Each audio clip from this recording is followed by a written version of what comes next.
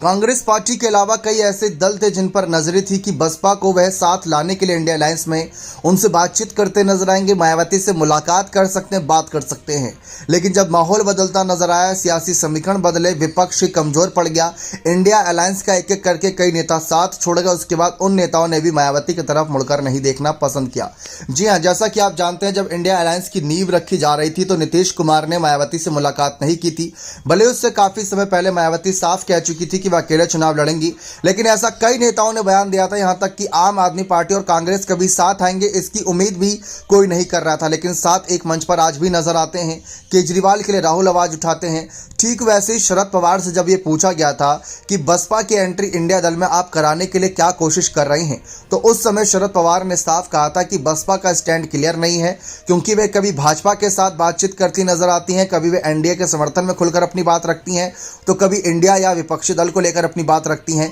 तो पहले उनका स्टैंड क्लियर हो जाए तब हम उनसे बातचीत करने की कोशिश भी करें। लेकिन अब अगर देखा जाए तो मायावती की बसपा ने अकेले ही प्रत्याशी उतारने शुरू कर दिए,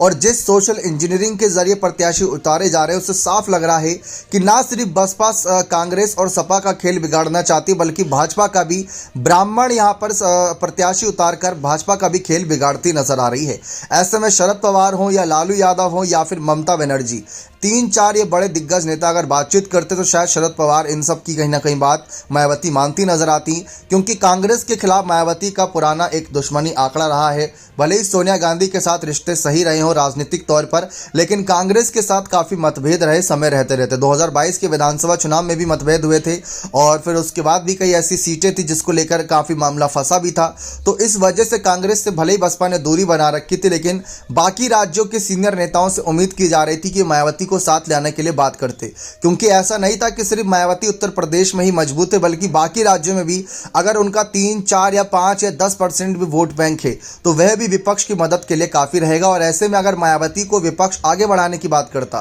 तो हो सकता है कि यहाँ पर दलित, मुस्लिम और तमाम अन्य समुदाय के सभी समर्थक उनका एक मत से, एक स्वर से उनका समर्थन करते नजर आते। लेकिन किसी ने फिर अगला कदम उठाने की सोची ही नहीं। बसपा के ही कुछ जमीनी स्तर के नेताओं ने यहाँ पर अपनी बात रखी, और कांग्रेस के नेताओं ने कहा कि इंडिया दल में मायावती की बसपा को आना चाहिए। लेकिन उसके बाद शरद पवार हो या ममता बनर्जी, सबने यहां पर चुप्पी साध ली थी, क्योंकि ममता बनर्जी ने तो यह कहते हुए पल्ला झाड़ लिया था कि भाई हर किसी का अपना अलग एजेंडा होता है, हर कोई अपने एजेंडे के सहारे आगे बढ़ता है। हो सकता है कि बसपा की अलग रणनीति हो जिसके सहारे वह चुनावी मैदान में उतर रही है, क्योंकि पता है ममता बनर्जी को कि अगर मायावती भी इंडिया दल में आती तो प्रधानमंत्री पद की दावेदारी के लिए एक और महिला कैंडिडेट होती, और वो भी दलित चेहरा, और ऐसे में विपक्ष काफी हद तक उनके चेहरे पर मोहर लगा सकता था। इसीलिए अखिलेश, ममता, शरद पवार या लालू यादव की बात कर ले, सभी ने ममता से दूरी बनाए रखी और मायावती से दूरी बना रखी, और मायावती ने भी इंडिया दल से दूरी बनाए रख के इस बार अपनी पार्टी को आगे प्राथमिकता देने का फैसला किया। अपनी पार्टी के जनाधार बढ़ाने के लिए,